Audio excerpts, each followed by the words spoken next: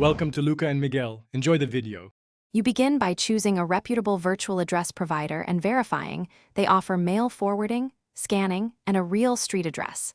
This matters because banks and couriers often reject P.O. boxes. Once chosen, upload your government ID and business registration to complete verification so you can use the address for banking and filing.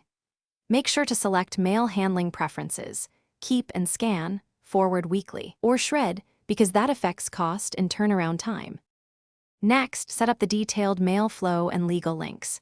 You configure rules, scan first page, forward packages over $50, or hold during travel, because consistent workflow prevents missing important documents. Then update your bank, vendor portals, and state filings to reflect the new address so ACH, packages, and legal notices arrive correctly. Once done, complete any required authorization forms, like USPS Form 1583, and designate an agent to sign for packages to avoid delays and compliance issues. To finish, run a quick live test. Mail a bank letter and a small package to confirm acceptance, scanning quality, and forwarding speed, because this validates the setup before critical documents arrive.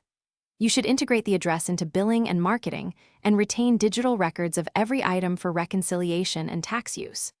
If something goes wrong, contact the provider, request proof of receipt or photo, and file a claim with the shipper or USPS. Keep calm and document every step to resolve issues quickly. Thanks for watching and please subscribe.